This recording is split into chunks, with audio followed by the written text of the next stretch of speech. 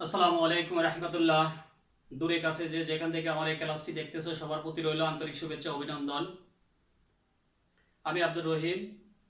আমি আজকে নবম দশম শ্রেণীর সাধারণ গণিতের পরিমিতির 16.1 কিছু অঙ্ক নিয়ে আলোচনা করব। তো সেই অঙ্কগুলোর পূর্বে তাও আমাদের কিছু সূত্র জানতে হবে। সূত্রগুলো জানা থাকলে অঙ্কগুলো করতে একদম সুবিধা হবে। আর ক্লাস শুরুতে আমি বলতেছি যে তোমরা ক্লাস দেখার সাথে সাথে একটু সাবস্ক্রাইব করবা, যাতে পরবর্তী নিত্য নতুন ক্লাস পেতে তোমাদের সুবিধা হয়। আর অঙ্ক করার ভিতরে যদি কোনো ভুল ত্রুটি হয়ে থাকে তখন তোমরা কমেন্টে লিখবা যে কোন জায়গা দিয়ে অথবা কোন জায়গা দিয়ে তোমরা বুঝো না, সেটা কমেন্টে আমাকে জানাবে। তাহলে আমি যথাসম্ভব সঠিক সলিউশন দেওয়ার চেষ্টা করবো ইনশাআল্লাহ। তো কথা না বাড়িয়ে আজকে আমরা অঙ্কতে চলে যাই। দেখো, তো আজকে আমরা পরিমিতি অনুশীলনী 16.1 এর পরিমিতিতে চারটা অনুশীলনী আছে। 16.1, 2, 3, 4। 16.1 এ ত্রিভুজ ক্ষেত্রের ক্ষেত্রফল নিয়ে আলোচনা করা আছে। তো ত্রিভুজ কি সেটা আমাদের জানতে হবে। আমরা 6-7 থেকে আমরা জানি, বা আরো আগেও জানি, আমরা 3-4 এ আসছিল যে ত্রিভুজ কাকে বলে। তিনটি রেখা দ্বারা আবদ্ধ ক্ষেত্রকে ত্রিভুজ বলে। যেমন আমি একটা ত্রিভুজ আঁকলাম যে এ বি সি, এটা একটা কি ত্রিভুজ এ বি সি। এখানে তিনটা রেখা আছে, একটা দুইটা তিনটা। তো এই ত্রিভুজ নিয়ে আমরা যে ত্রিভুজ ক্ষেত্রের ক্ষেত্রফল, এই ত্রিভুজ ক্ষেত্রের ক্ষেত্রফল দেওয়া কিছু অঙ্ক আছে 16.1 এ। আমরা সেই অঙ্কগুলো আলোচনা করব। তো অঙ্কগুলোর পূর্বে আমাদের যে সূত্রগুলো লাগবে, যেমন ত্রিভুজ বাহুভেদে তোমার তিন প্রকার, সেই সূত্রগুলো দেখো। যেমন বাহুভেদে ত্রিভুজ তিন প্রকার: বিষমবাহু ত্রিভুজ, সমবাহু ত্রিভুজ, সমদ্বিবাহু ত্রিভুজ। এগুলোর ক্ষেত্রফল আগে আমাদের জানতে হবে, তাহলে অঙ্কগুলো করতে সুবিধা হবে। যেমন সমবাহু ত্রিভুজের ক্ষেত্রফল, ত্রিভুজের ক্ষেত্রফল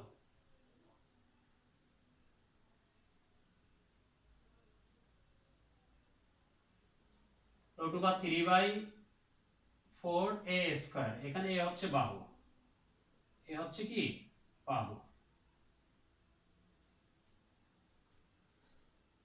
তারপরে 2 নম্বর সমদ্বিবাহু ত্রিভুজের ক্ষেত্রফল, সমদ্বিবাহু ত্রিভুজের ক্ষেত্রফল b/4 √4a² - b²। এটা হচ্ছে এখানে এ হচ্ছে সমান বাহু,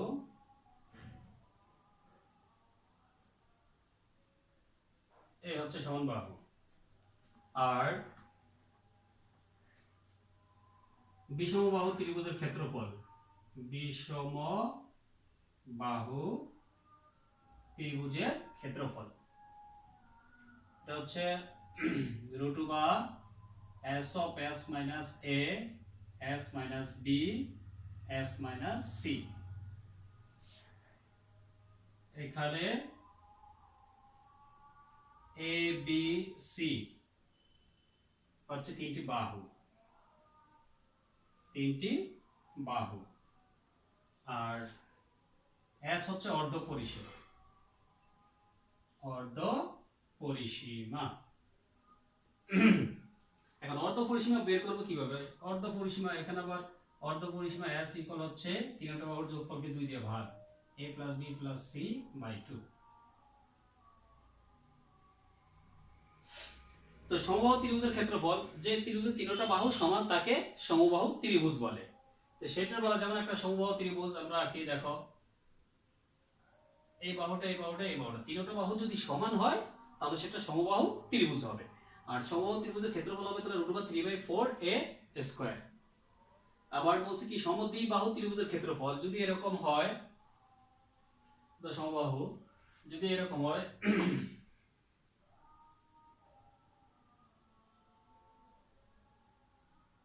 এই বাহুটা আর এই বাহুটা সমান, তাহলে এটা একটা, আর এই বাহুটা অসমান।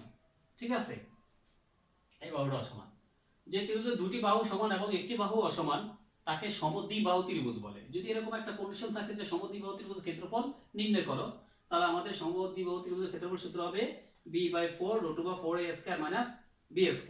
তাহলে এখানে সমবাহু ধরলাম, এটা a হইলো, এটা a হবে, আর এটা b ধরতে পারি আমরা। ভূমিটা b ধরতে পারি আর বাকি দুটো বাহু সমান বাহু সেটা a ধরতে পারি, তাহলে আমাদের ক্ষেত্রফলটা হবে এইটা। আরেকটা হচ্ছে বিষমবাহু ত্রিভুজের ক্ষেত্রফল, সেটা কি রকম দেখো। বিষমবাহু ত্রিভুজ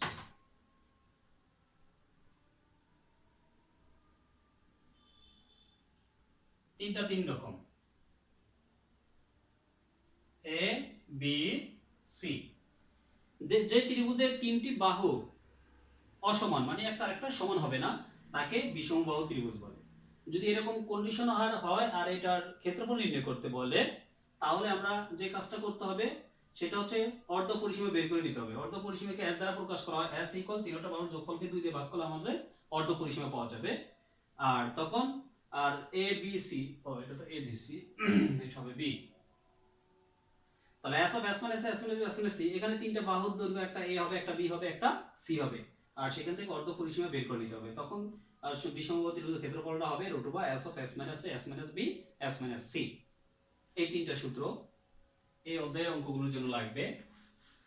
এই 19 মিনিট, এই অধ্যায় না তো, সরি, 19 মিনিট। 4 নম্বর সূত্রটা দেখো, যে কোনো ত্রিভুজের ক্ষেত্রফল, শুধু ত্রিভুজের ক্ষেত্রফল যদি বলে, তাহলে ত্রিভুজের ক্ষেত্রফল হবে হাফ গুণ ভূমি গুণ উচ্চতা। যে কোনো ত্রিভুজের ক্ষেত্রফল হবে হাফ গুণ ভূমি গুণ উচ্চতা। এখন যদি একটা ত্রিভুজ এরকম হয়,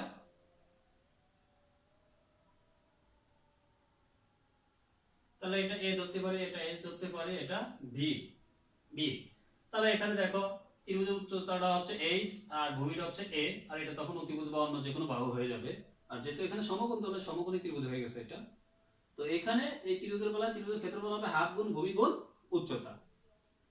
আর যদি এরকম থাকে একটা ত্রিভুজের দুটি বাহু এবং একটা কোণ দেওয়া থাকে, তখন ত্রিভুজের ক্ষেত্রফল হবে একটি ত্রিভুজের দুটি বাহু ও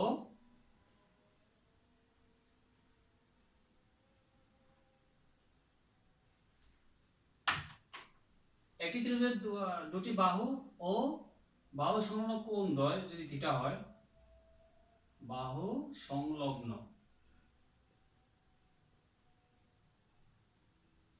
কোণ দ্বয় যদি থিটা হয়, তাহলে ত্রিভুজের ক্ষেত্রফলটা হবে, দেখো তাহলে ত্রিভুজের ক্ষেত্রফল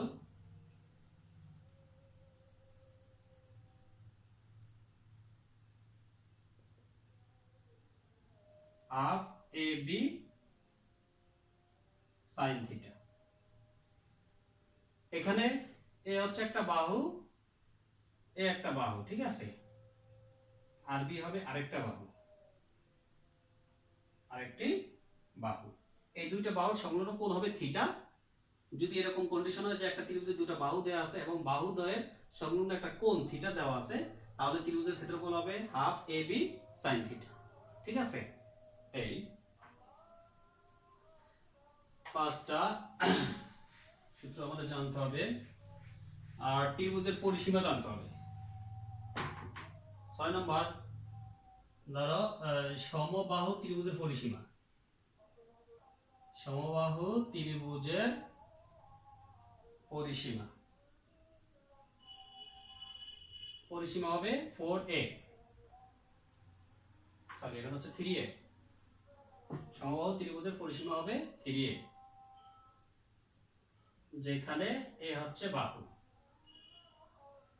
যেহেতু একটা ত্রিভুজের তিনটা বাহু সমান, যদি একটা a ধরো তাহলে হবে 3a। তিনটা বাহু যোগফল করলে কি হবে, সেটা হবে ত্রিভুজের পরিসীমা। তো তিনটা বাহু আমরা 3a লিখতে পারি। আর যদি তোমার সমবাহু ত্রিভুজ না হয়, তিনটা তিন রকম হয়, এটা a, এটা b, এটা c, তাহলে টোটাল তিনটা যোগফলে হচ্ছে কি পরিসীমা। আগেরও সিস্টেমে যখন সমবাহু বলছিলাম তখন বলছি এটা a হবে, এটা a হবে, এটা a হবে। মেন কাহিনী হচ্ছে যে তিনটা বাহু আমরা যোগ করব, যোগ করলে সেটা হচ্ছে ওই ত্রিভুজের পরিসীমা। তাহলে তিনটা বাহু যোগ করলে এই বাহুটা এই বাহুটা এই বাহুটা যোগ করলে 3a হয়ে যায়, এজন্য সমবাহু ত্রিভুজের পরিসীমা হবে 3a। আর যদি সমবাহু না হয়ে বিষমবাহু বা সমদ্বিবাহু ত্রিভুজ হয় তাহলে তিনটা বাহুর যোগফল করে দিলে আমরা পরিসীমা পেয়ে যাব। ঠিক আছে? তো আজকে আমরা যে অঙ্কগুলো করাবো সেই অঙ্কগুলোর জন্য আমাদের এই সূত্রগুলো জানা দরকার, এজন্য আমি সূত্রগুলো আগে লিখে দিলাম, তোমরা সূত্রগুলো আয়ত্ত করে নিবা, তাহলে অঙ্কগুলো করতে সুবিধা হবে। তাহলে দেখো আজকে 16.1 এর 9টা অঙ্ক আছে, 10টা অঙ্ক আছে একটা সৃজনশীল সহ। তো আমরা দেখি আজকে কতটুকু করানো যায়। 1 নম্বর অঙ্কটা দেখো। 1 নম্বর অঙ্কতে বলছে একটি সমকোণী ত্রিভুজের অতিভুজ 25 সেন্টিমিটার এর একটি বাহু অপরটির 3/4 অংশ হলে বাহু দুটির দৈর্ঘ্য নির্ণয় করতে। তাহলে আমরা একটা ত্রিভুজ এখানে সমকোণী ত্রিভুজ, তাহলে একটা বাহু হচ্ছে 25, একটা x ধরো, আর একটা হচ্ছে তাহলে একটি অপরটি 3/4x, তাহলে আরেকটি ধরো, তাহলে 3x/4 হবে আরেকটা। ঠিক আছে? তাহলে এটা a, এটা b, এটা c। একটি সমকোণী ত্রিভুজের অতিভুজ, তাহলে মনে করি, দেখো মনে করি ত্রিভুজ a b c একটি সমকোণী ত্রিভুজ, সমকোণী ত্রিভুজ। ঠিক আছে?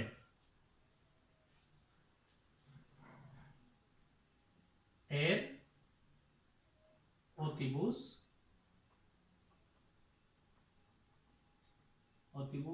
AC ইকুয়াল হচ্ছে 25 মিটার।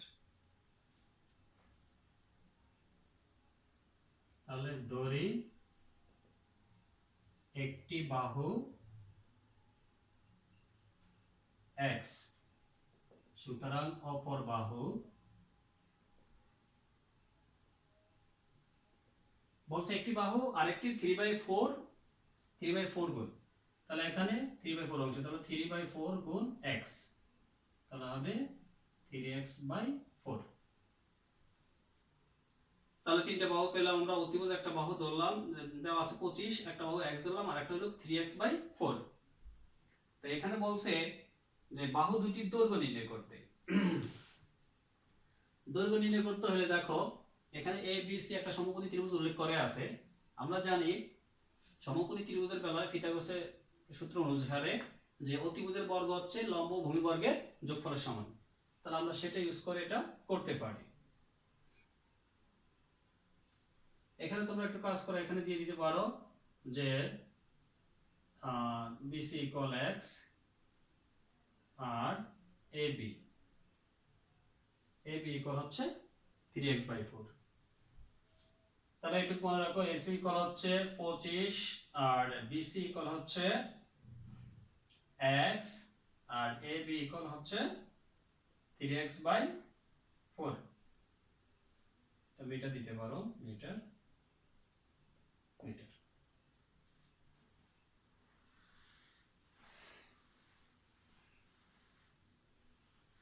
আমরা পিথাগোরাসের সূত্র অনুসারে আমরা কি লিখতে পারি, যেহেতু সমকোণী ত্রিভুজ, তাহলে ত্রিভুজ এ বি সি হতে পাই AC স্কয়ার ইকুয়াল হচ্ছে AB square plus BC square.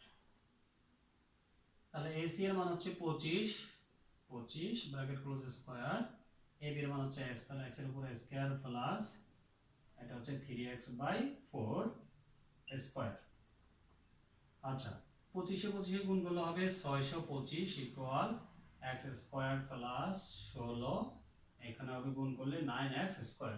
3 দুইটাতে 9, x এর উপরে স্কয়ার হবে, আর 4 দুইটাতে 16।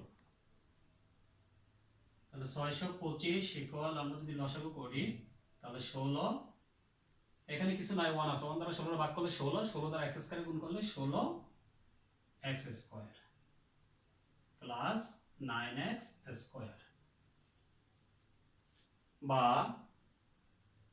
625 ইকুয়াল 16x স্কয়ার আর 9x স্কয়ার, এটা হচ্ছে টোটাল যোগ করলে কত হবে 25x স্কয়ার। আর এখানে হচ্ছে 16 আর গুণ করো, তাহলে এটা নিচে 1 আছে, 1 দিয়ে 25 এক্স স্কয়ার গুণ করলে 25 এক্স স্কয়ার হবে, আর এটা গুণ করো, তাহলে 625 গুণ 16 বা এক্স স্কয়ার ইকুয়াল 25 গুণ অবস্থায় আছে, ডান পাশে গেলে হবে ভাগ, সরাসরি এভাবে দিতে পারো 625 গুণ 16 আর এখানে হবে 25, তাহলে এক্স স্কয়ার 25 এটার ভিতরে যাবে 25 বার, 25 দিয়ে 16 এর গুণ করলে হবে 25 16 তো 400 হবে, যাকে এই দুইটা গুণ করার পর 25 দিয়ে ভাগ করব 400 হবে, বা x স্কয়ার ইকুয়াল এটা বর্গমূল হচ্ছে, বা এখান থেকে তোমরা স্কয়ারটা পাশে নিয়ে নিতে পারো, x রাখলাম, স্কয়ারটা পাশে গেলে √ হবে, x ইকুয়াল 400 বর্গমূল মেবি 20 হবে, 2 2 4 0 দুইটা, হ্যাঁ এই তো। এখন এখানে বলছে দুইটা বাহুর দৈর্ঘ্য নির্ণয় করতে, দেখো তাহলে বাহুটার মানটা বসাই দিলে হয়ে যাবে। এখন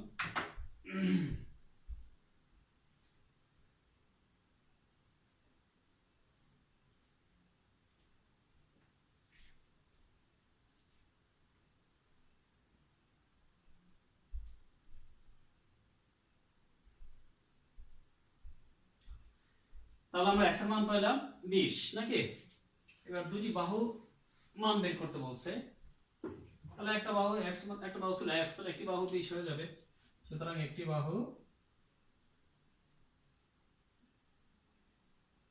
ছিল x মিটার ইকুয়াল 20 মিটার, এবং অপর বাহু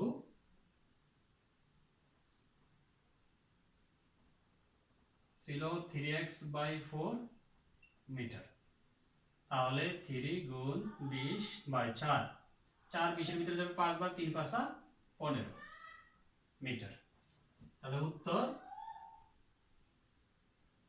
উত্তর কি হবে, একটি বাহু 30 মিটার এবং অপর বাহু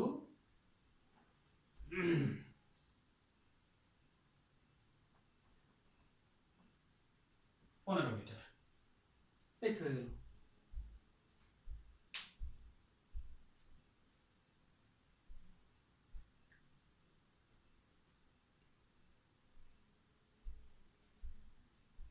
এক নম্বর অঙ্ক গেল, দেখো তারপর 2 নম্বর অঙ্কটা,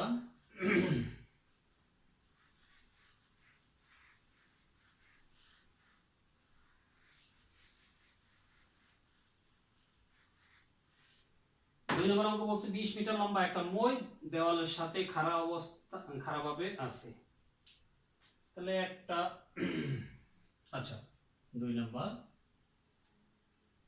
তাহলে একটা দেওয়াল, এই দেওয়ালের সাথে খাড়াভাবে একটা মই আছে, এই একটা দেওয়াল ধরলাম, আবার এটা খাড়াভাবে দাঁড়ানো অবস্থায় একটা মই আছে, তাহলে মইয়ের দৈর্ঘ্য হবে ab, তারপর বলছে দেওয়ালের মইয়ের গোড়া থেকে দেওয়াল কত দূরে সরালে উপরের প্রান্ত 4 মিটার নিচে নামবে, আর এই মইটা যদি আমি এখান থেকে এই গোড়াটা যদি এদিকে সরে আনি, তাহলে উপরের মাথাটা কিছুটা নামবে, এখানে বলছে 4 মিটার নামালে, ধরো 4 মিটার, তখন নামালে ধরে এই মইটা তখন অ্যাঙ্গেলে এরকম হবে,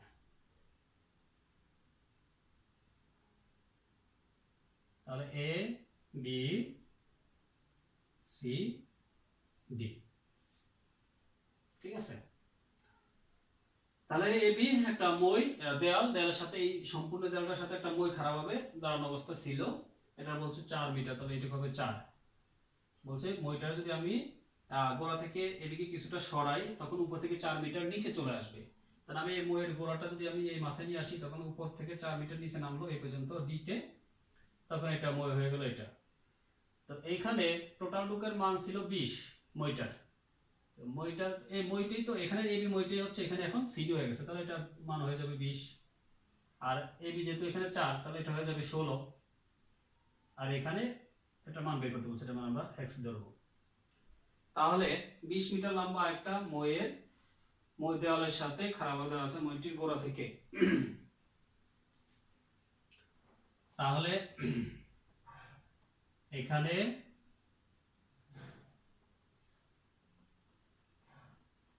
মইয়ের দৈর্ঘ্য B equal CD equal 20 metre. ঠিক আছে, আর 4 মিটার নিচে নামলে তাহলে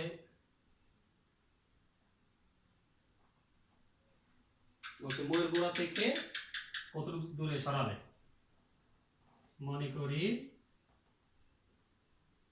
ময়ের গোড়া থেকে, গোড়া বি বিন্দু থেকে x মিটার দূরে সি বিন্দুতে সরালে ময়ের শীর্ষবিন্দু এ থেকে ডি বিন্দুতে আসবে। ময়ের শীর্ষবিন্দু এ থেকে ডি বিন্দুতে আসবে, অর্থাৎ এডি ইকুয়াল 4 মিটার হবে। তাহলে সুতরাং বিডি ইকুয়াল হচ্ছে AB minus AD equal 20 minus 4 metre equal 16 metre. ঠিক আছে, তাহলে এটা বর্ণনা দিতে হবে নিজের মতো করে, উদ্দীপক অনুযায়ী লিখতে হবে। এখানে ময়ের দৈর্ঘ্য AB equal CD equal 20 metre. AB ময়টা খাড়া অবস্থায় ছিল, তখন টোটালটা হচ্ছে 20, আর এটার গোড়া থেকে আমি সি বিন্দুতে আনলাম, কিছুটা দূরে x দূরে সরালাম, x মিটার দূরে সরালে সি বিন্দুতে সরালে ময়টা তখন ডি বিন্দুতে নিচে নেমে যাবে এ থেকে, তখন ময়টার দৈর্ঘ্য ছিল কি সিডি। তো আমরা বলতে পারি AB equal CD equal 20 metre. আর মনে করি ময়ের গোড়া বি থেকে x মিটার দূরে সি বিন্দুতে সরালে ময়ের শীর্ষবিন্দু এ থেকে ডি বিন্দুতে আসবে, মানে 4 মিটার নিচে আসবে, তাহলে বিন্দুতে আসবে, অর্থাৎ এডি ইকুয়াল 4 মিটার হবে। তাহলে বিডি ইকুয়াল, তাহলে আমরা লিখতে পারি বিডি, এই বিডি এর মানটা হচ্ছে টোটাল এবি থেকে ওই মানটা বিয়োগ করব। ঠিক আছে,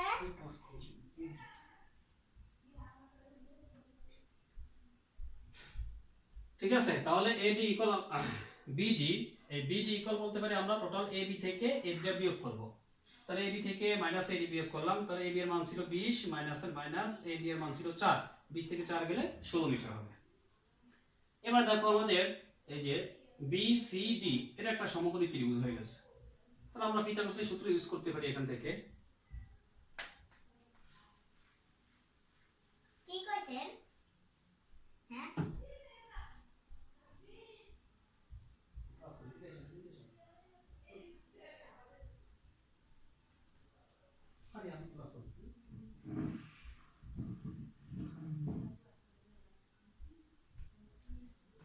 আচ্ছা, তাহলে আমরা যে কাজটা করতে পারি সেটা হচ্ছে, আমরা x এর মান বের করতে হলে আমরা জানি যে বিসিডি এখানে একটা সমকোণী ত্রিভুজ হবে, তাহলে পিথাগোরাসের সূত্র অনুসারে আমরা বলতে পারি, লিখতে পারো পিথাগোরাসের সূত্রানুসারে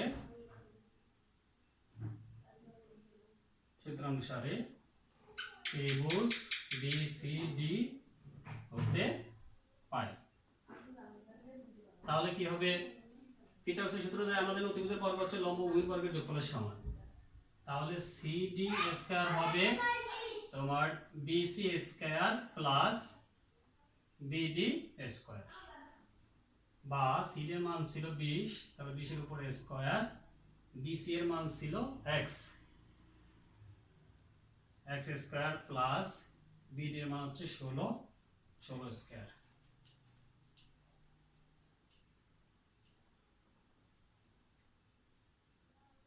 যেহেতু বিসি ইকুয়াল x, এখানে উদ্দীপকে হয়তো ওই বর্ণনাতে এটা দেওয়া হয় নাই, বিসি ইকুয়াল x লিখে নিতে পারো, বা 20 এর উপর স্কয়ার দিলে হবে 400 ইকুয়াল x স্কয়ার, 16 এর উপর স্কয়ার দিলে কত হয় 196 হওয়ার কথা সম্ভব।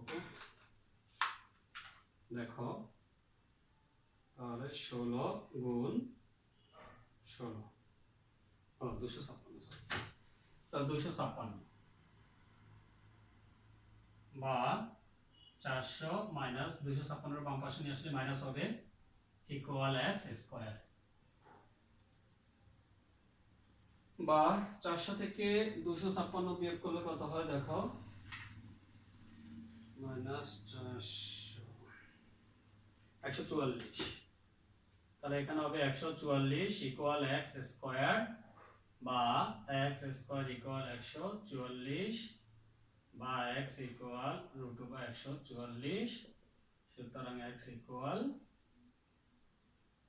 12। তাহলে এখানে বলছিল যে মইটির গোড়া দেওয়াল থেকে কত দূরে সরালে উপরে প্রান্ত 4 মিটার নিচে নামবে। তাহলে দেখে প্রশ্ন দেখে লিখে নিব উত্তর হবে মইটির গোড়া দেওয়াল থেকে, মইটির গোড়া দেওয়াল থেকে 12 মিটার সরালে উপরের প্রান্ত 4 মিটার নিচে নামবে, উপরের প্রান্ত 4 মিটার নিচে নামবে। এই তো, তাহলে 2 নম্বর অঙ্ক করে দেখো।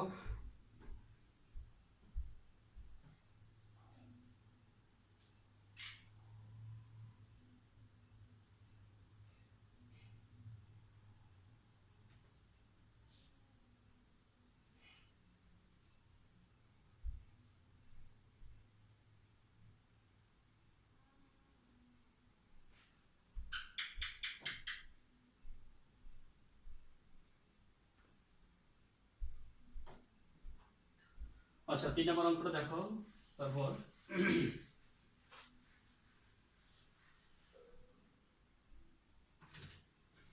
3 নম্বরটা বলছে একটি সমদ্বিবাহু ত্রিভুজের পরিসীমা 16 মিটার, এর সমান সমান বাহুর দৈর্ঘ্য ভূমির এত অংশ হলে ত্রিভুজের ক্ষেত্রফল নির্ণয় করো। এটা সমদ্বিবাহু ত্রিভুজ। 3 নাম্বার, তাহলে একটা সমদ্বিবাহু ত্রিভুজ আঁকি আমরা। এই বাহুটা সমান, তাহলে এ বি সি একটা ত্রিভুজ। এই ত্রিভুজ দুটো বাহু সমান, তাহলে এটা সমদ্বিবাহু ত্রিভুজ হবে। এখানে বলছে সমদ্বিভুজের পরিসীমা 16 মিটার আর এর সমান সমান বাহুর দৈর্ঘ্য ভূমির এত অংশ। তাহলে ভূমি যদি x ধরি, তবে দৈর্ঘ্য হবে 5x বাই 6, 5x বাই 6। আচ্ছা, তাহলে মনে করি ত্রিভুজ এ বি সি একটি সমদ্বিবাহু ত্রিভুজ, একটি সমদ্বিবাহু ত্রিভুজ। এর ভূমি বিসি ইকুয়াল x মিটার এবং এটা বি ধরি, B equal BC equal x metre এবং সমান সমান বাহু a equal AB equal AC equal 5x by 6 metre. এখানে বলছে ভূমির দৈর্ঘ্য, যে কাজটা বলছে সমান সমান বাহুর দৈর্ঘ্য ভূমির 5/6 অংশ। তাহলে ভূমির মান যদি আমি x ধরি, তাহলে সমান সমান বাহুর দৈর্ঘ্যের সাথে আমরা x টা গুণ করতে হবে। সমান সমান বাহু ছিল 5/6, তাহলে 5/6 এর সাথে x গুণ করলে 5x/6 হবে। তাহলে লিখলাম, মনে করি ত্রিভুজ ABC একটি সমদ্বিবাহু ত্রিভুজ, এর ভূমি B equal BC equal x metre ধরলাম এবং সমান সমান বাহু A equal AB equal AC equal 5x/6 metre ধরলাম। ঠিক আছে, তো এইখানে পরিসীমা দেওয়া আছে 16 মিটার, ত্রিভুজটার পরিসীমা। আমরা জানি একটা ত্রিভুজের পরিসীমা হচ্ছে তিনটা বাহুর যোগফল। তাহলে প্রশ্ন অনুসারে আমরা লিখতে পারি তিনটা বাহু, একটা বাহু হচ্ছে কি 5x/6 প্লাস আরেকটা বাহু x প্লাস আরেকটা বাহু 5x/6 ইকুয়াল হচ্ছে টোটাল কত 16 মিটার, তাহলে 16 দিলাম। তাহলে লসাগু করো, লসাগু করলে হবে এখানে 6, তাহলে এখানে হবে 5x, 6 দিয়ে 6 ভাগ করলে 1, 1 দ্বারা 5x এর গুণ করলে 5x, প্লাসে প্লাস, এটা নিচে 1 আছে, 1 দিয়ে 6 এর ভাগ করলে 6 হবে, 6 দিয়ে x এর গুণ করলে 6x, প্লাস 6 দিয়ে 6 এর ভাগ করলে 1, 1 দিয়ে 5x এর গুণ করলে 5x ইকুয়াল 16। আচ্ছা, তাহলে 6 উপরে 5 5 10, 16x, 16x ইকুয়াল 16।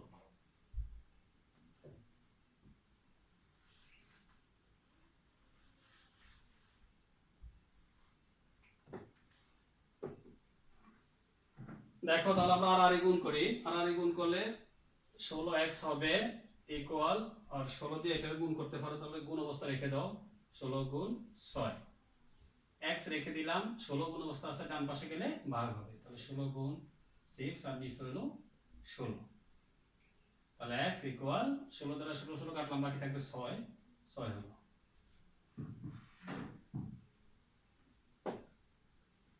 তাহলে আমরা এখানে ভূমি b এর মান পেয়ে গেলাম, তাহলে বলতে পারি সুতরাং ভূমি b ইকুয়াল 6 আর সমান সমান বাহু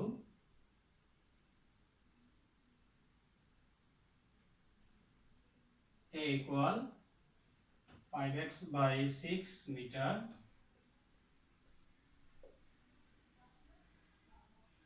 তাহলে 5 গুণ x এর মান 6, নিচে 6 তাহলে 5, তাহলে ভূমি b এর মান পেলাম 6 মিটার আর সমান সমান বাহু a এর মান ছিল এটা, এখানে মান বসানোর পর কাজ করার পর x এর মান 6 বসালাম, 6 6 আউট, তাহলে থাকবে 5, তাহলে এর মান পেলাম 5 মিটার। তো এখানে আমাদের যে কাজটা করতে বলছে সেটা হচ্ছে ত্রিভুজের ক্ষেত্রফল নির্ণয় করতে বলছে। তো আমরা বিষমবাহু ত্রিভুজের ক্ষেত্রফল জানি কি, দেখো তাহলে ত্রিভুজের ক্ষেত্রফল, সমদ্বিবাহু ত্রিভুজের ক্ষেত্রফল, যেটা সমদ্বিবাহু, তাহলে ত্রিভুজের ক্ষেত্রফল b by 4 root over 4a square minus b square. তাহলে এখানে b এর মান হচ্ছে কত, b এর মান ছিল 6, নিচে 4 রুট ওভার 4 গুণ এর মান হচ্ছে 5, তাহলে 5 স্কয়ার মাইনাস b এর মান 6, 6 স্কয়ার, তাহলে 6 বাই 4 রুট ওভার 5 5 25, 4 25 100 মাইনাস 6 6 36, তাহলে 6 বাই 4 রুট ওভার 100 থেকে 36 গেলে হবে 64, তাহলে 6 বাই 4 গুণ রুট ওভার উঠে গেলে 64 বর্গমূল হচ্ছে 8, 6 8 48, 48 যদি আমি 4 দ্বারা ভাগ করি, 4 বর্গ 48, 12 হবে, তাহলে বর্গ মিটার। এই তো উত্তর। যেহেতু একটা বিষমবাহু ত্রিভুজ লেখা নিতে পারো বিষমবাহু ত্রিভুজের ক্ষেত্রফল, অথবা ত্রিভুজের ক্ষেত্রফল বললে হবে, এখানে যেহেতু বলছে শুধু ত্রিভুজের ক্ষেত্রফল, তাহলে ত্রিভুজের ক্ষেত্রফলটা আমরা যেহেতু বিষমবাহু ত্রিভুজ, তাহলে সেই ক্ষেত্রফল সূত্রটা লেখা মানটা বসিয়ে দিই। তাহলে দেখো অঙ্কটা,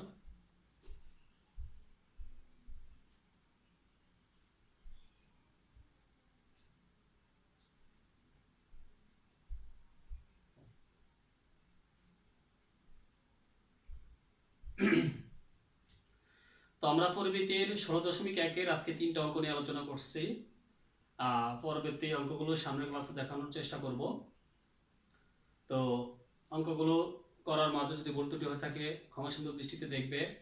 আর যেহেতু এগুলো একটু পরিমিতির অংশটা একটু কঠিন, সূত্রগুলো একাধিকবার চেষ্টা করতে হবে, মুখস্থ করে নিবা আগে, তারপর অঙ্কগুলো একাধিকবার যদি করো তাহলে অঙ্কগুলো সহজ হয়ে যাবে। এখানে কঠিনের কিছু নেই যদি চেষ্টা করো। তো আজকে পর্যন্ত রাখলাম, সবার কাছ থেকে বিদায় নিলাম, আল্লাহ হাফেজ, সবাই ভালো থাকো।